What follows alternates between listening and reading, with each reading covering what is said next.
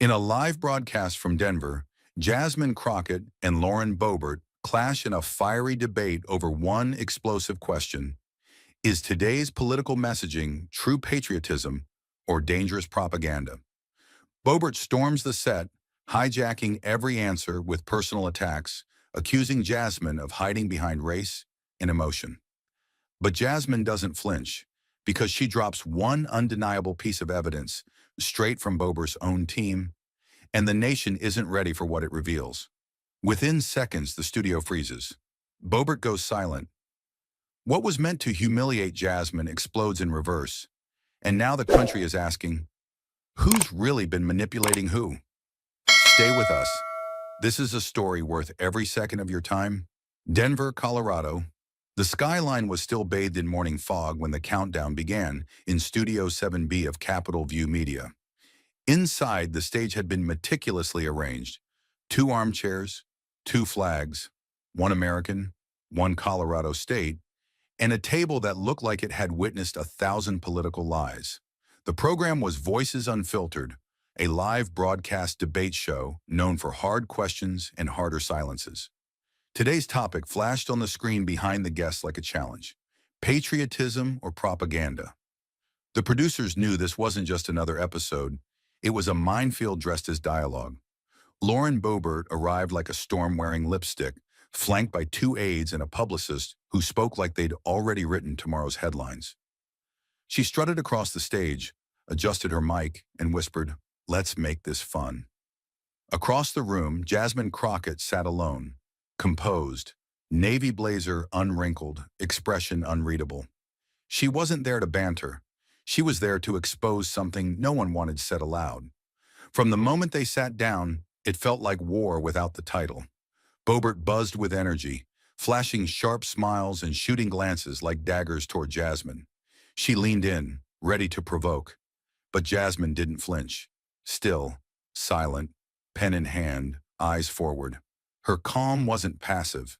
It was loaded, like a match resting on dry powder. One tech whispered, "She's too calm.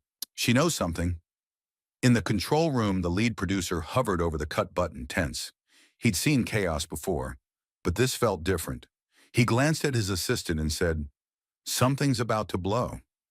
And then it began, not with a stumble or a subtle jab, but with a deliberate, calculated blow. Lauren Boebert straightened in her seat and leaned forward, her posture casual but her tone laced with something far colder than contempt: intent. "You know," she said, lips curling into a performative smile, "we hear a lot about qualifications these days, but no one seems brave enough to say the obvious. Congresswoman Crockett isn't here because of her merit. She's here because the left needed a mascot for grievance." She didn't look at Jasmine. She looked at the audience, like an actor feeding lines to a crowd that had already rehearsed their reaction. "Let's be honest," Boebert continued, her voice rising just enough to cut through the air. "You're not a policymaker. You're a spokesperson for professional victimhood, a political commentator in a lawyer's costume." The studio cracked open with laughter, sharp, sudden, but too mechanical to be organic, as if someone backstage had hit the applause button a few seconds too early. It wasn't amusement. It was orchestration. Jasmine didn't move, didn't blink.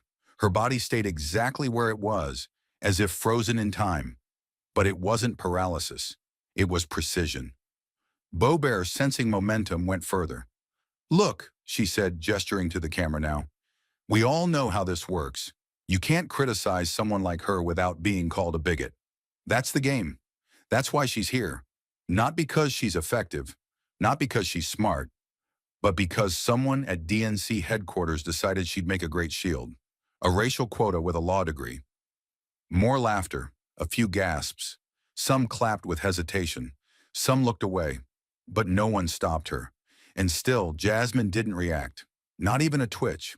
She slowly reached into her lap, opened a slim navy notebook, and began to write.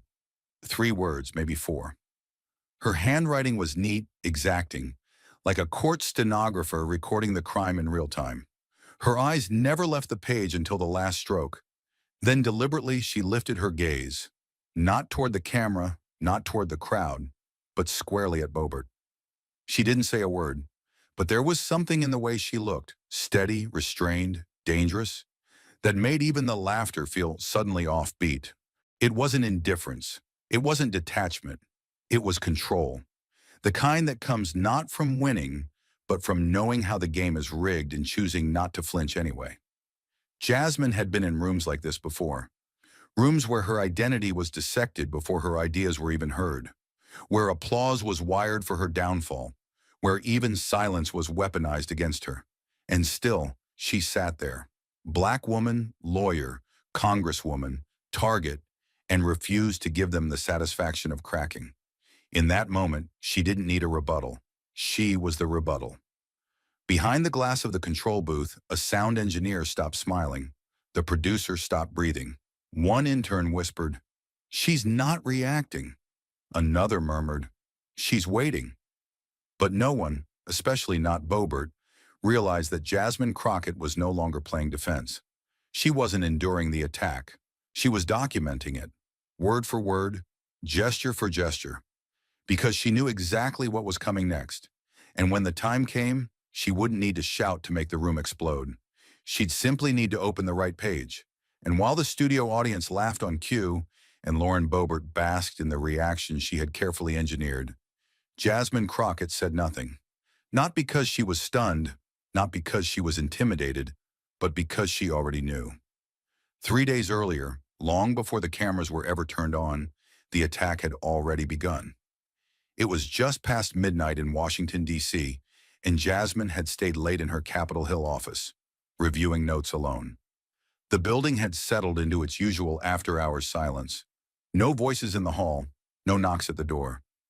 So when she heard the soft sound of something sliding across the floor, she paused. It wasn't loud, just a quiet, deliberate shh. She looked down. A plain, unmarked brown envelope lay near the door. No return address, no name, no stickers or seals. It was the kind of envelope that came with no explanation and no good intentions. Jasmine picked it up carefully, like it might be laced with more than ink. She turned it over once, twice, feeling the thickness of the paper inside. One sheet, maybe two. It wasn't bulky, but it felt heavy. She sat back down at her desk, turned on the desk lamp, and opened it slowly. Inside was a single document, no introduction, no summary, no context. At the top, in dry black font, were 6 words. Internal Messaging Manual, Office of Representative. L. Boebert. Just reading the title made her stomach tighten. She flipped the first page. What she saw was not opinion. It wasn't casual prejudice or off-the-cuff sarcasm. It was strategy, deliberate, methodical, and cruel. Bullet-pointed instructions, written without emotion but full of intent. When engaging women of color in televised settings, redirect attention to tone over substance. Frame disagreements as instability. If she responds passionately, call it a meltdown. If she remains composed, suggest she's fake, over-rehearsed, or hiding something. Each line was clinical, devoid of humanity. It didn't argue with ideas, it attacked identity. It didn't seek to win on policy. It sought to corner the person into losing by default. Then Jasmine saw it. Near the bottom of the second page, boxed and underlined in red pen, one line that made her heart beat faster. Let the public believe they disqualify themselves. She stared at it for several minutes. The ink didn't blur. The words didn't move. They just sat there, clear, final, brutal. Not defeat them, not debate them. Just make them undo themselves in front of an audience that's been trained to expect their failure. It was more than disrespect. It was a tactic, a rehearsed maneuver to trigger and trap. And it had probably been used on her before, dozens of times. Only now she had proof. Jasmine leaned back in her chair, eyes fixed on the page. Her office was still quiet, but the silence no longer felt peaceful. It felt rigged. Every panel she'd been on, every moment someone had laughed when she raised her voice or accused her of playing the race card when she stayed calm, it all came flooding back. This wasn't paranoia. It was a blueprint, signed and strategized. She didn't call anyone. Not yet. She didn't rage or cry. She didn't storm out or post screenshots on Twitter. She did something much quieter and far more dangerous.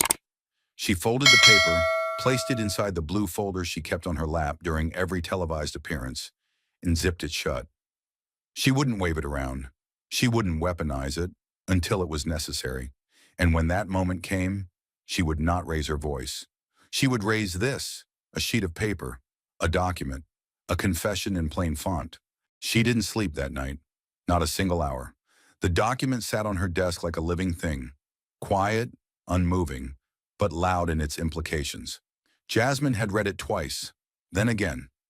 Not because she needed clarity, but because repetition helped her suppress the anger. Not rage, the hot kind that explodes, but the slow-burning kind that tightens in the chest and settles behind the eyes. She didn't cry. She didn't speak.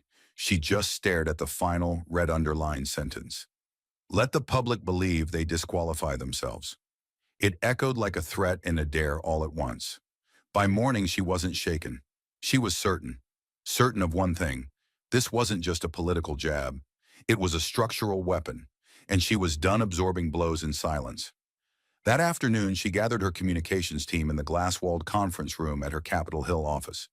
They were used to urgency, rumors, leaks, smear campaigns. They expected another fire to contain. But this was different. Jasmine didn't come in with folders or charts. She didn't bring bullet points or media requests. She stood at the head of the table, both hands planted firmly, her expression unreadable, but unshakably calm. The room went quiet. Her team waited. And then, with a voice low, firm, and without a trace of doubt, she said, "We are not responding the way they want us to. We're not going to defend. We're going to reveal. On our terms." Some shifted in their seats. One young staffer asked cautiously, "What exactly are we revealing?" Jasmine didn't answer directly. She didn't need to. She looked each of them in the eye and said, "We're not leaking it. We're not tweeting it. And we're not giving them time to spin it. No noise, no distraction. I'll face her myself, on air. And when the time is right, I'll show the world exactly who they are." A long silence followed, not out of disagreement, but because everyone in that room understood the stakes. This wasn't a tactical decision. It was moral, measured, and dangerous. One advisor leaned forward, voice barely above a whisper. "And if she hits first?" Jasmine looked at him, her gaze solid as iron. "She will," she said, "but I won't hit back. I'll just hold up the mirror, and she'll do the rest herself." That moment wasn't about media strategy or campaign optics. It was about restraint, the kind that only comes from someone who has spent their entire career being underestimated, interrupted, and mischaracterized. Jasmine knew exactly how they'd expect her to react. Anger, emotion, volume. And she wasn't going to give them a single frame of it. What she was preparing wasn't retaliation, it was revelation. And it wouldn't be shouted, it would be shown. Quietly, precisely, irrefutably. And just like that, the game began exactly as Jasmine had expected, but more viciously than anyone watching from home could have imagined. Lauren Boebert seized control of the conversation like she was storming a gate. She didn't wait for prompts. She didn't answer questions. She launched into a monologue the moment the red light hit the camera, speaking with the practiced rhythm of someone who wasn't there to discuss, but to dominate. Every sentence was a weapon disguised as wit, fired without hesitation. "The problem with American politics today," Boebert declared, her voice sharp and theatrical, "isn't policy disagreements. It's that the left has turned government into group therapy. It's all tears and hashtags and feelings. No backbone, no facts, just feelings." She motioned toward Jasmine with a performative shrug, not even saying her name. "She's not here to legislate. She's here to feel things loudly on TV. A walking, talking diversity hire with a teleprompter heart." The audience let out a mix of gasps and stifled laughter. Some clapped. Others shifted uncomfortably in their seats. But Boebert didn't care. She pressed on, speaking over the moderator with growing volume and ease, hijacking the platform to smear not only Jasmine, but the very idea of emotional complexity and leadership. "We need strength," she insisted, pointing a finger into the camera. "Not sob stories. Not congresswomen who think passion equals qualification. If crying on cue got you a seat, we'd have talk show hosts running foreign policy. The moderator tried twice to interject, lifting a hand and leaning forward with forced diplomacy, but Boebert rolled through him like static. She had made her point, drawn her battle lines, and dared Jasmine to step across them. When he finally regained control, his voice was tight, a notch lower than before, trying to restore balance without acknowledging the disrespect that had already stained the room.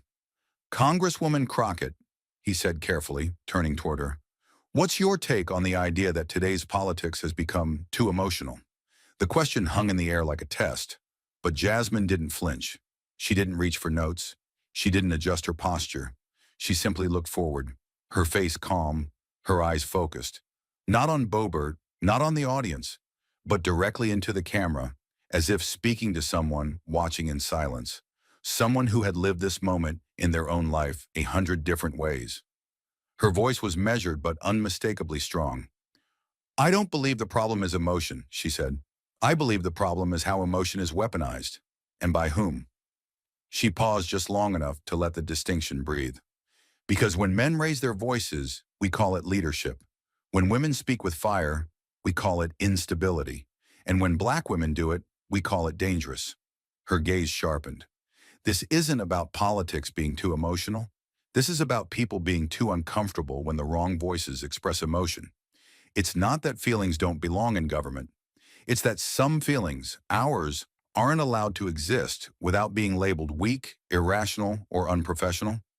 The room fell still, not because she had shouted, but because in less than 30 seconds, she had reframed the entire conversation. And everyone knew it, especially Boebert. And just when it seemed the room might regain its rhythm, after Boebert's rant, after Jasmine's calm rebuttal, the real moment arrived. Jasmine didn't announce it. She didn't raise her voice or change her tone.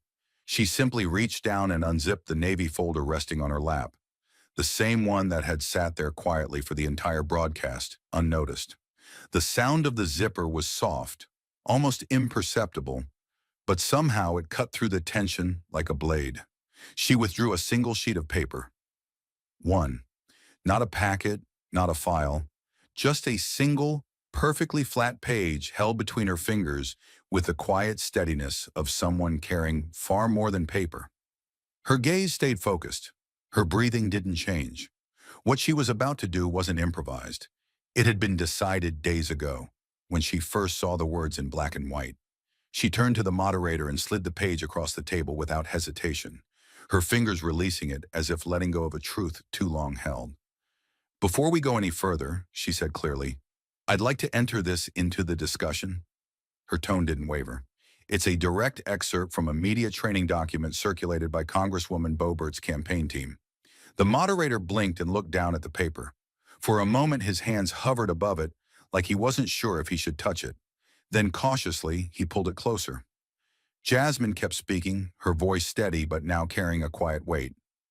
"It outlines a communication strategy that instructs speakers to deliberately provoke women of color into emotional responses, so they can then be labeled as unstable." She paused just long enough to let that sentence sink. Then she quoted the line directly, reading it aloud. "Agitate your opponent until they lose composure. Once they do, label them a threat to public discourse." That was the moment everything stopped. No one in the studio moved.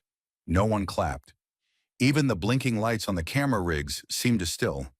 A tension took over the room that couldn't be rehearsed, couldn't be produced. It wasn't just discomfort, it was realization.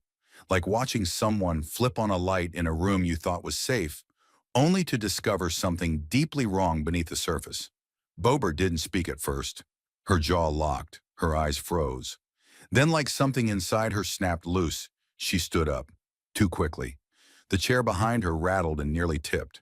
She pointed straight at Jasmine, hand trembling. "This is fake," she shouted, her voice louder now but brittle. "This is completely fabricated. This is a trap, a smear campaign, a disgusting setup." She wasn't talking to Jasmine anymore. She was talking to the room, to the cameras, to the viewers at home, to whoever might still believe her. But no one said a word. Even the moderator looked stunned. his eyes darting from the paper to Boebert, then back to Jasmine. The power dynamic in the room had shifted, and everyone felt it. Boebert was no longer on the offensive. She was cornered. And Jasmine, still seated, hadn't raised her voice once. She didn't gloat. She didn't interrupt. She simply watched. Calm, grounded, composed. Not with superiority, but with something stronger. Proof. The kind of proof that doesn't need volume to be heard. The kind that turns strategy into confession. The kind that once spoken aloud can't be undone. And as the document lay between them like a loaded weapon, its words still ringing in the minds of everyone watching, Lauren Boebert did what she had always done best. She deflected with venom. But this time, it wasn't landing like before. Her voice cracked under the weight of exposure, not rage. She leaned in across the table, eyes locked on Jasmine with the kind of glare people use when they're losing control. Only someone terrified of the truth, she said, her tone sharp and cutting, would need to show up with a stunt like that. She spat the words out like they were armor, but they didn't protect her. They only revealed how much ground she was losing. Real leaders speak from the heart, not from planted documents, she added, her hands gesturing wildly, desperate for the crowd to buy back into her version of strength. It was a calculated swing. Turn the focus back to Jasmine. Frame her composure as cowardice. Twist her preparation into dishonesty. Boebert wasn't arguing the facts. She was attacking Jasmine's character. And that was the clearest signal that the facts were irrefutable. This is exactly what happens, she continued, her voice rising. When someone has nothing real to say, they script a moment, they bait a reaction, and then they cry foul when they're challenged. The hypocrisy was staggering. A woman who had just been caught red-handed using psychological warfare as campaign strategy was now calling her opponent dishonest for exposing it. And Jasmine, she didn't interrupt. She didn't defend herself. She didn't need to. Because when someone accuses you of fearing the truth while you're the one holding it in writing, the irony doesn't need to be explained. It speaks louder than anything. The cameras were still rolling. The page still lay on the table. And Boebert's voice, shrill, desperate, unraveling, only made that silence more powerful. Because Jasmine wasn't staging anything. She was surviving something. And now the world was finally seeing what it looked like. And as Boebert's voice faltered beneath its own volume, louder now but increasingly hollow, Jasmine waited, not passively, not defensively, but with the kind of intentional stillness that only comes from knowing you've already won the moment. The studio lights didn't flicker, the cameras didn't move, but something had shifted, visibly, undeniably. Boebert had thrown everything she had, mockery, accusations, fury disguised as righteousness. And now she stood, breathless, eyes darting, waiting for Jasmine to strike back in kind. But Jasmine didn't rise to meet her fury. She didn't match her pitch. Instead, she delivered something far more devastating than anger. Clarity. She leaned forward slightly, just enough for her words to carry, and spoke with the precision of a closing argument. "It's unfortunate," she said, her tone steady and grounded, "that the words you're so desperate to disown now are the ones your team put in writing." She held Boebert's gaze unblinking. "I didn't invent this. I didn't distort it. I simply read it out loud, exactly as it was written." There was no malice in her voice, no smugness, only truth, delivered like a quiet verdict. She didn't need to accuse Boebert of anything. The document had already done that. And Jasmine's role wasn't to perform outrage. It was to hold up a mirror and let the reflection do the rest. The injustice wasn't just in the smear tactics or the memo itself. It was in the expectation that Jasmine should remain silent about it, that she should absorb the hit, smile politely, and move on, because calling it out would make her the problem. But she didn't absorb it. She didn't weaponize it either. She just exposed it, plainly and publicly, in front of an audience that had been taught to doubt her before she ever spoke. And now, with just a few calm words, she had turned the entire room, not against Boebert, but toward the truth. And once truth enters a room, no amount of shouting can drown it out. And as Jasmine's words echoed, unflinching, undeniable, the studio remained locked in a tense, loaded stillness. No one moved. No one spoke. Even Boebert, who had moments earlier filled the room with accusations and volume, stood rigid, her expression flickering between disbelief and fear. The cameras never blinked. The red light stayed steady, live, coast to coast. There was no commercial break, no cutaway to commentary, no moment for spin. The control room made the call without a word. Let it run, because they knew, everyone knew, something irreversible had just happened. This wasn't a political segment anymore. It was a national moment of reckoning. Across the country in offices, kitchens, classrooms, airport lounges, people were watching. And then it appeared, as if the network itself couldn't pretend to be neutral anymore. A black strip at the bottom of the screen, stark white letters burning into the silence. Truth or manipulation? Not a headline, not a verdict, a question, a mirror, and it cut deeper than anything either woman had said aloud. It asked what America had always been afraid to ask. When a black woman remains composed under provocation, is she calculating or courageous? When she presents evidence instead of emotion, is she controlling the moment or surviving it? Jasmine didn't speak. She didn't need to. She sat there, still, centered, unshaken, as the moment expanded around her. Her very presence challenged decades of political theater. She had been expected to flinch, to shout, to make the kind of misstep that would justify the narrative written in that memo. But she hadn't. And now, under the relentless gaze of the nation, Boebert's silence wasn't restraint. It was unraveling. The power in the room had shifted, not with volume, but with truth. And for the first time in the broadcast, America wasn't watching a debate. It was witnessing exposure, in real time, with nowhere to look away.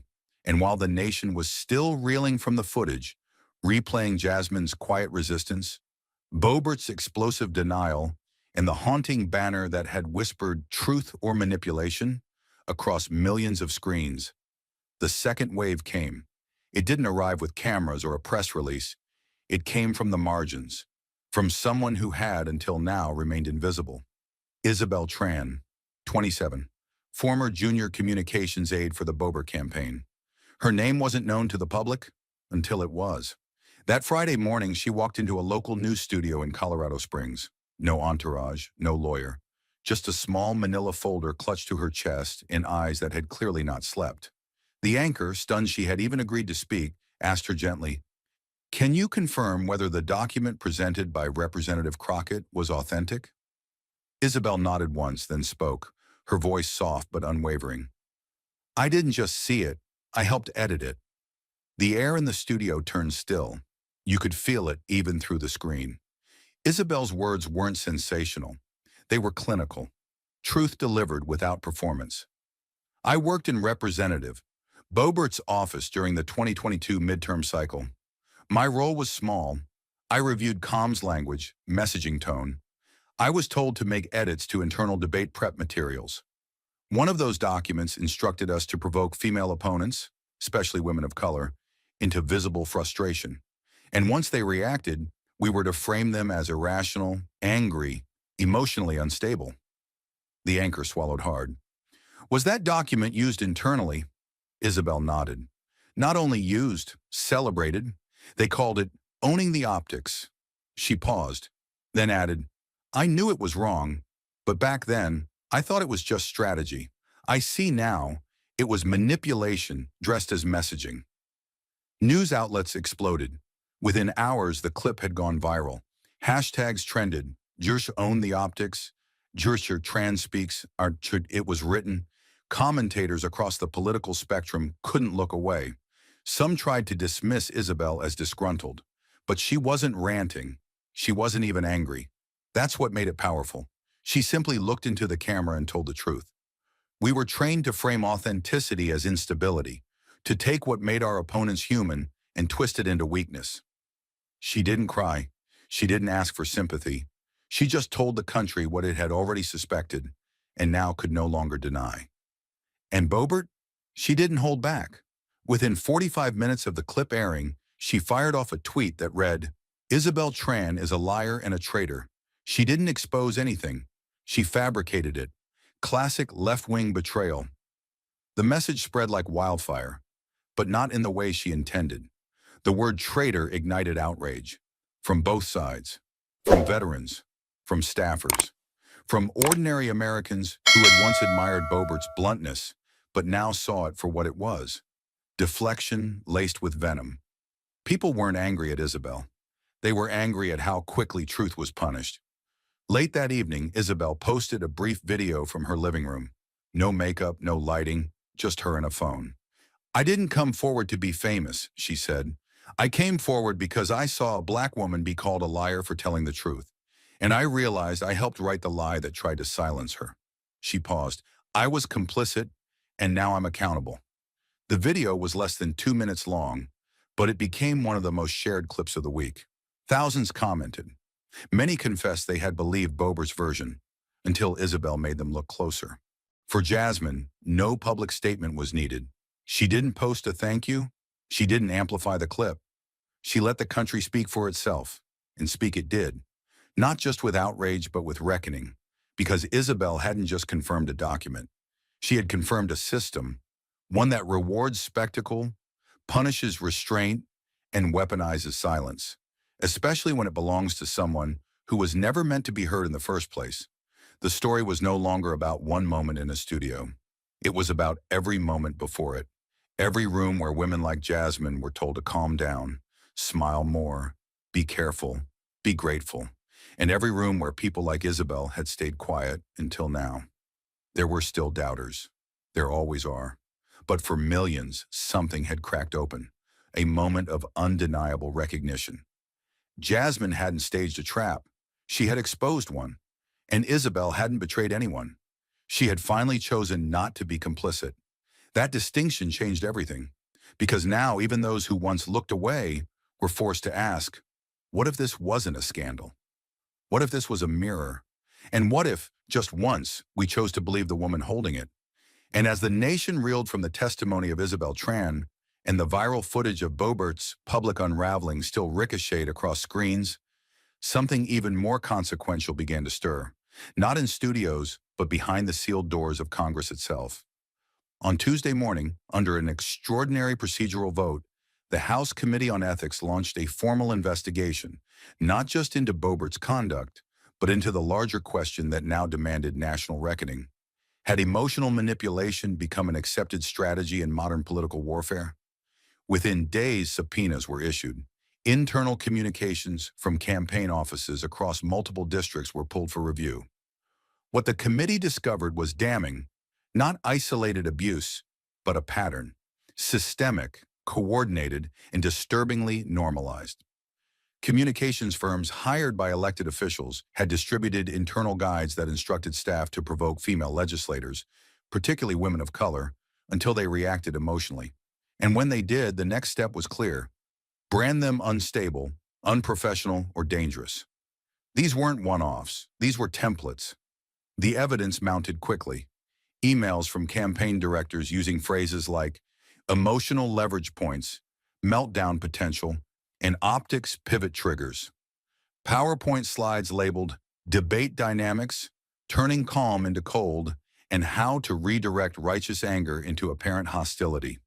The term emotional framing tactics began appearing in headlines across every major media outlet: CNN, Fox News, MSNBC, the New York Times.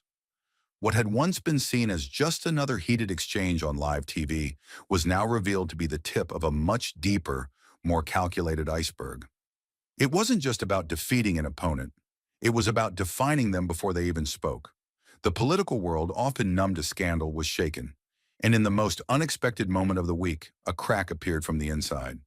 During a late-night ethics session, broadcast live for transparency, Representative Jonathan Reeves, a Republican from South Carolina, known for his long-standing opposition to Jasmine Crockett's politics, stood and asked for the floor.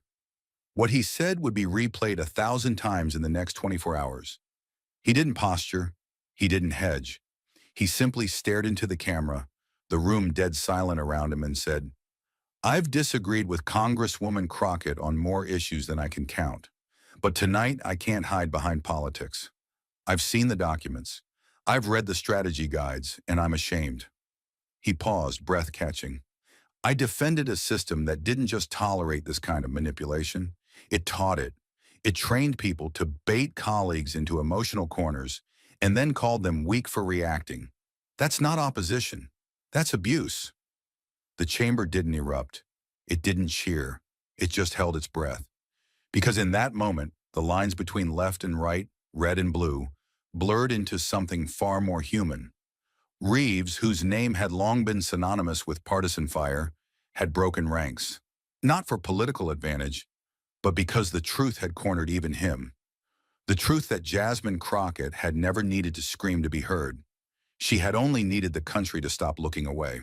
Back in the gallery, Jasmine sat quietly, her expression unreadable.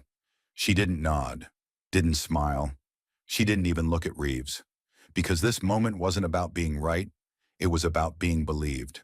And after years of being told to moderate her tone, to adjust her delivery, to shrink herself into palatable sound bites, this was the first time the institution itself was saying out loud what she had known all along. That the fight was never really about the facts. It was about making sure she didn't get the chance to deliver them at all. Now finally the truth was on record. And for the first time in a very long time, the silence that followed wasn't erasure, it was acknowledgement. And it was long overdue. And while the headlines blared, the ethics hearings continued, and cable networks dissected every frame of the confrontation, Jasmine Crockett vanished from the spotlight. No press tour, no celebratory interviews, no triumphant tweets or victory laps. While others debated her legacy in real time, she did what few expected. She returned to the South. 3 days after the hearings concluded, she arrived quietly in New Orleans. No entourage, no handlers, just a black leather notebook in one hand and a worn briefcase in the other. She wasn't there for a rally or a broadcast. She had accepted a long-standing invitation from Tulane University's law department to speak to 40 students, mostly women, mostly black and brown, seated shoulder to shoulder in an old lecture hall where the ceiling leaked when it rained and the walls carried the ghosts of generations who had once been told you don't belong here. There was no podium, no stage. She sat on the edge of a table at the front of the room, sleeves rolled up, heels off. The students had questions.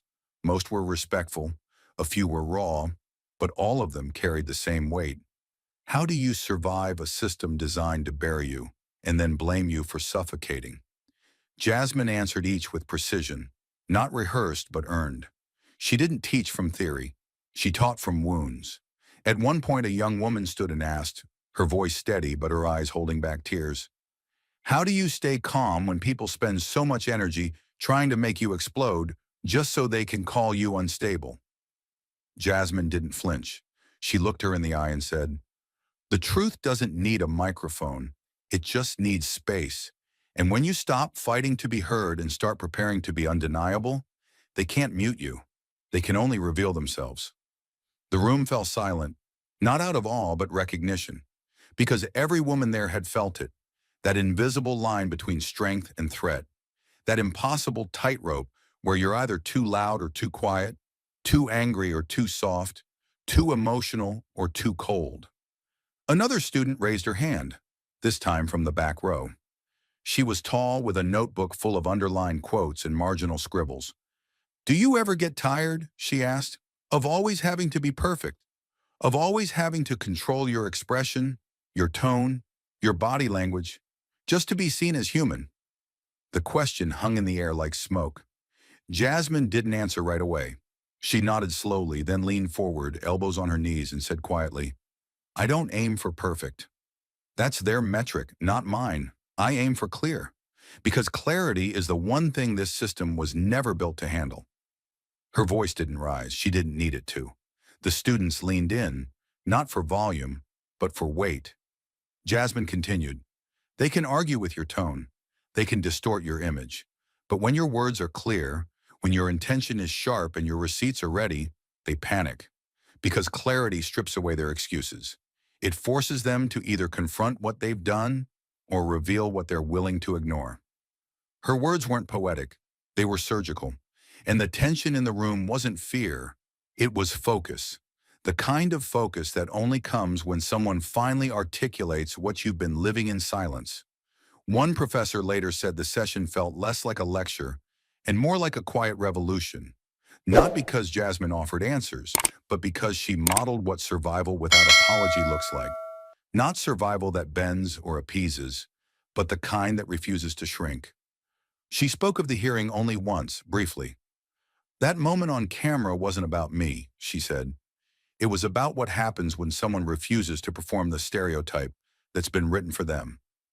I didn't lose control, and that, more than anything I could have said, scared them. Outside the lecture hall, there were no reporters, no cameras, just Jasmine and a few students lingering beneath a street lamp as the sky turned amber with sunset. One of them, a first year from Baton Rouge, walked up slowly and asked if she could hug her. Jasmine smiled, nodded, and opened her arms. The young woman whispered, "Thank you for not yelling back, because I yell back, and they use it against me every time." Jasmine looked her squarely in the face and said, "Sometimes silence isn't weakness. Sometimes it's restraint, and sometimes it's a strategy. But never let them shame you for feeling. Just know when to let the fire burn and when to make it smoke-proof." Back in her hotel room, Jasmine didn't check the news. She didn't watch the clips. She already knew what they were saying. Some were trying to co-opt her calm. Others were still spinning it as political theater. But none of that mattered now, because something far more lasting had just occurred. In a humid, windowless classroom in New Orleans, 40 students, future lawyers, organizers, defenders, and disruptors, had seen what it looks like to speak with clarity in a world built on distortion. They didn't see a viral figure. They saw a blueprint, one built not on perfection, but precision, not on volume, but presence. And Jasmine, she didn't leave with applause. She left with their notebooks still open, their pens still moving, and their eyes still locked on the door after she walked out. She left them with a sentence they would write in margins and carry into courtrooms, campaigns, and conversations no one will ever televise. You don't have to be perfect, you just have to be clear, because clarity is what power fears most. The Capitol building had returned to its usual pace. Fast, clinical, distracted. Outside, the morning sun reflected off the marble steps where tourists resumed snapping photos as if nothing had happened. Inside, beneath that polished image of order, the walls of room 314B were absorbing a very different energy. It was not a public hearing. No cameras, no press, no hashtags. Just 5 senior communications advisors from 3 powerful congressional offices. 2 Republicans, 1 centrist Democrat, and 2 veteran strategists from an influential PAC. The room was lined with wood paneling that still smelled faintly of lemon oil and unease. At the center of the long table was a flat screen, paused on a low-resolution image from a student's phone. The photo had been taken the night before. Not in a courtroom, not in a hearing, but in a law classroom in New Orleans. Jasmine Crockett, sleeves rolled, heels off, seated on the edge of a desk, eyes focused forward, surrounded by students leaning in so intently they looked as if they were breathing her words. The screen didn't move, but the silence in the room did. "She didn't name names," one aide muttered, finally breaking the stillness. "Didn't go after anyone. No press statements, no call to action. And somehow it's all anyone's talking about." He glanced around the room like he was still hoping someone might contradict him. Another advisor, a grayer, more seasoned strategist, known for co-writing 3 presidential debate manuals, leaned back slowly in his chair.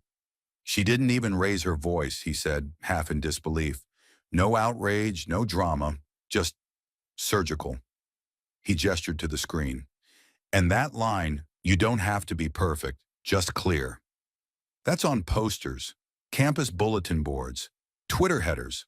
Law professors are quoting it now." A third younger aide, early 30s, sharp suit, reputation for brutal counter-narratives, clicked his pen twice, thinking, "We can't run the old playbook anymore," he said finally. "The baiting, the emotional contrast, the tone framing, it's compromised. Students are posting side-by-sides of debate footage in internal training memos. Some of our own language is starting to feel like propaganda." That word landed hard.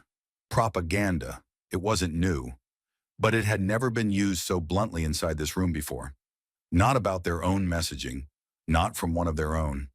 They all fell quiet again because they understood what had just happened, even if they couldn't quite say it aloud. Jasmine Crockett had just stolen something from them. Not in the way of a gotcha moment, not with a media trap. She hadn't outshouted them or outmaneuvered them on cable news. She had done something far more dangerous. She had exposed the frame itself. She had peeled the edges back, calmly, gently, and let the country see how the whole game had been rigged. Not against her specifically, but against every woman who dared to speak with force and was told she was too much. Against every black woman who raised her voice and was told she was threatening. And everyone who remained calm and was labeled calculating. And now their entire arsenal, decades of subtle rhetorical tricks, facial expression training, emotionally coded critique, was suddenly under a microscope. "You know what scares me?" the older strategist said, folding his hands in front of him. "It's not the damage she did to Boebert. It's what she did to the structure. She didn't just dismantle a moment. She dismantled plausible deniability." He looked up at the screen again. She stayed calm. She showed the memo. She walked away. And now our most effective weapons, volume control, framing optics, emotional distortion, don't work the same way because she just taught the country how to recognize them. Another strategist, this one from the Democratic side of the aisle, spoke cautiously. "The backlash is growing, even among our base. I got emails this morning from organizers in Detroit and Phoenix. They've started calling these tactics rhetorical redlining. It's hitting differently now, because it's no longer theoretical. Jasmine didn't just make it visible, she made it unignorable."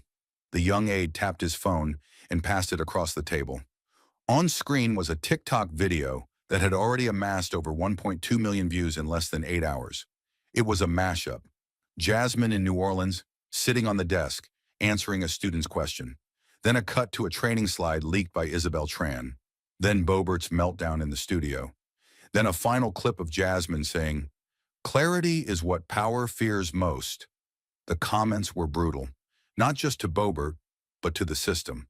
This wasn't a moment. This was a blueprint. They tried to trigger her into rage so they could say she lost control.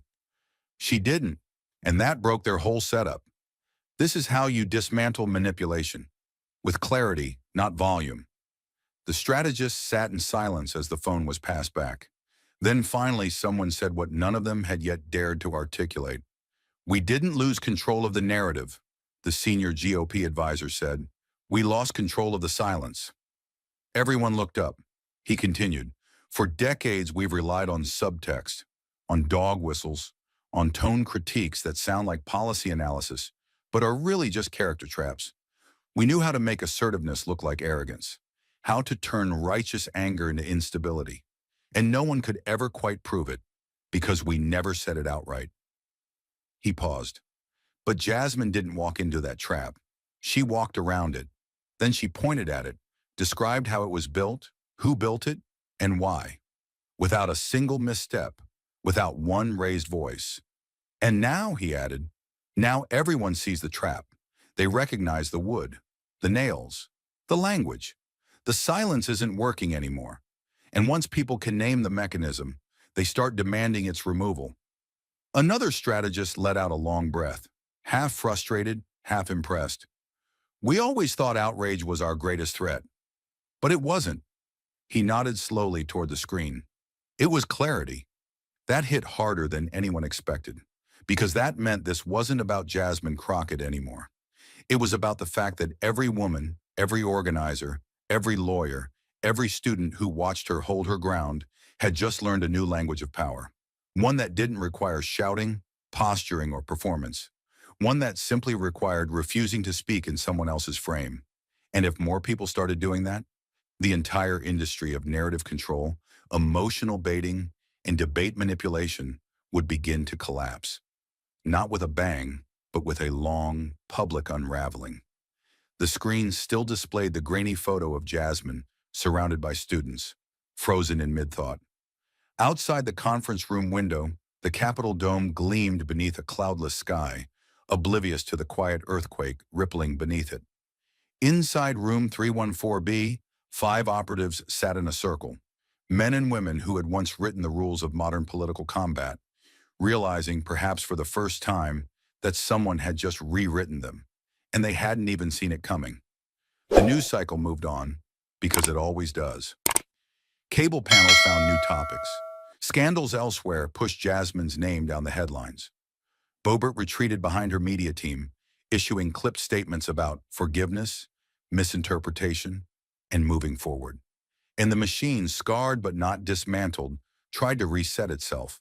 But something had shifted, not in the halls of power, not yet, but in the margins, where most real change begins. It started in the places no one bothered to film. In community college classrooms, where students had printed out Jasmine's quote, "You don't have to be perfect, just clear," and taped it next to their laptops. In church basements, where organizers replayed the live stream and paused at the moment Jasmine didn't yell, didn't interrupt, didn't defend, just revealed. In cafeterias where teenage girls passed around clips of her response to the student in New Orleans and said, That's how you fight without giving them what they want." Jasmine never asked for that moment to go viral. She never monetized it, never sold merchandise. But the words traveled like scripture in the mouths of those who had waited too long for language that matched their lives. Not political slogans, not inspiration porn, but something rawer, simpler, truer. Permission to stop performing. It became a whisper at first, then a rhythm, then a quiet movement. In a classroom in Cleveland, a law professor paused mid-lecture and wrote on the whiteboard, "Power isn't threatened by outrage. It's threatened by articulation." He turned to his students and said, "Jasmine Crockett didn't overpower the system. She made it explain itself. That's a different kind of revolution." In St. Louis, a young city councilwoman quoted Jasmine on live local television after being told she was too emotional during a vote on eviction protections. She didn't argue. She didn't defend. She simply said, "If clarity feels like threat, then the problem isn't the speaker, it's the structure." In Chicago, a group of high school students created a debate club named the Clarity Coalition. Their mission wasn't to win arguments. It was to expose framing, to teach each other how to recognize bait, resist emotional traps, and speak with rooted calm in spaces designed to provoke. And Jasmine, she didn't go on a book tour. She didn't sign with an agency. She didn't even issue a press statement after the House Ethics Committee released its final findings. She just kept working, quietly, meeting with grassroots organizers, reviewing justice reform drafts, teaching workshops on language manipulation to first-year staffers who had been taught to smile through suppression. No cameras, no clips, no applause. Because she knew the system wasn't built to handle someone who refused to seek its validation. That's what made her dangerous. One night, months after the hearing, a political documentary crew reached out with a full pitch. 10-part docuseries, executive producers, distribution guaranteed. They wanted to dramatize the hearing, turn it into a saga, show Jasmine's restraint, play the mic drop moment again and again. She declined. "Why?" they asked, confused. She looked at them and said, "Because if the only thing you remember is that I stayed calm on TV, then you've already missed the story." The story, she explained, wasn't what she did in front of the camera. It was what she didn't do. She didn't shatter under pressure, didn't contort to be palatable, didn't make herself smaller just to survive. And most importantly, she didn't give the system what it was built to consume, the breakdown it could spin as proof. And somehow that shook the room more than anything else had. Months later, a new generation of candidates, young, defiant, precise, began quoting Jasmine not in speeches, but in their silence. A Latina city council candidate in El Paso stood still as a moderator interrupted her 4 times in a row, then responded, "I'll wait until I'm allowed to finish." The room fell silent, and the footage, it echoed.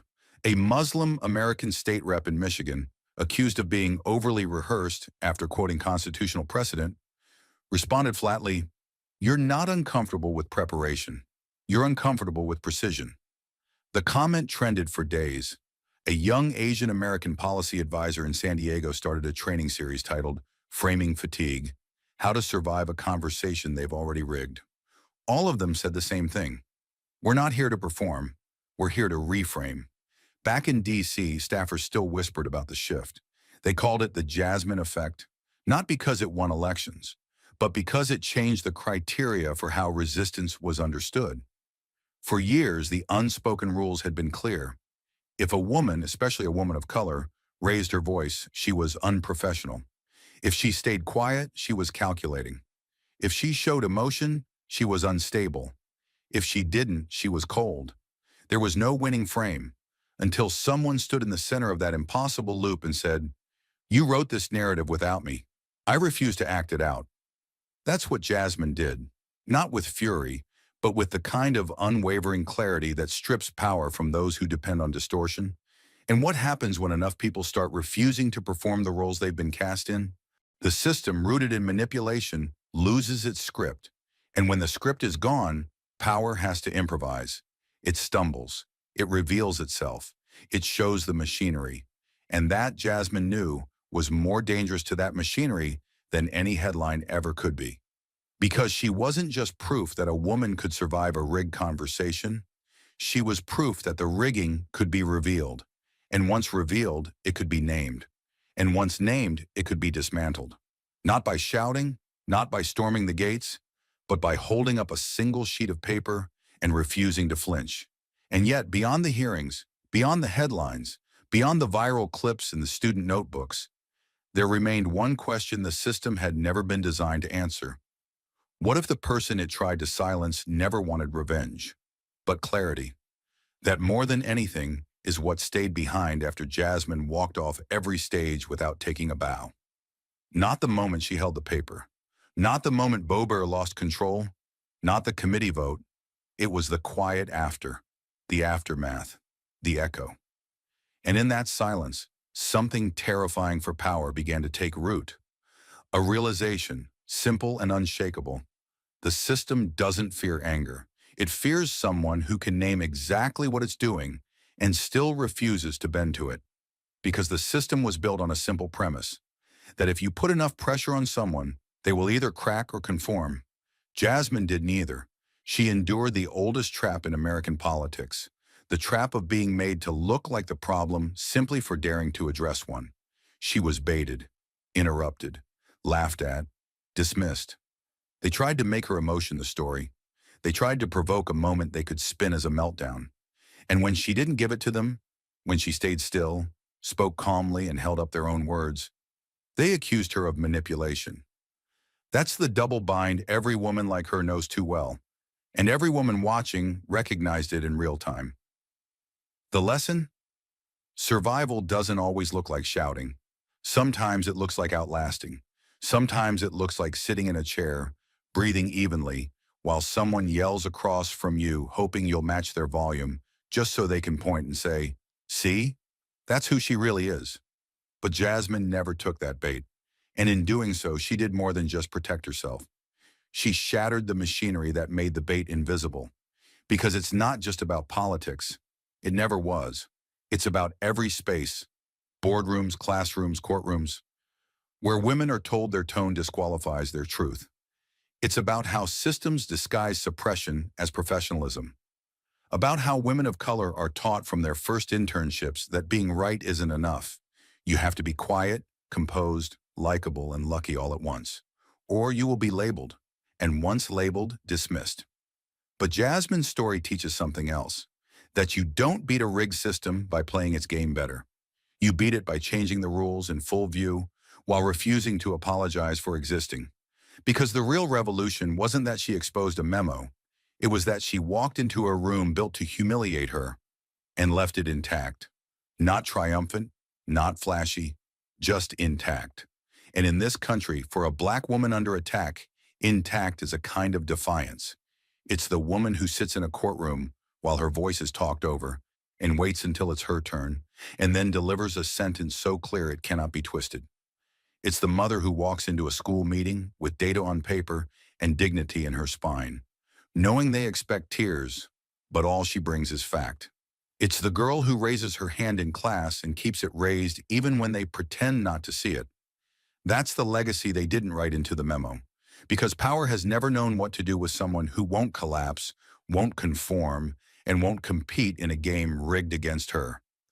Jasmine became a threat not because she screamed, but because she refused to scream in a room that wanted her to break. And that refusal is contagious. It spreads, not through campaigns, but through courage, through women who now know that staying calm isn't weakness, it's strategy, through men who now ask different questions when someone's voice trembles. Not is she unstable, but who made her feel unsafe?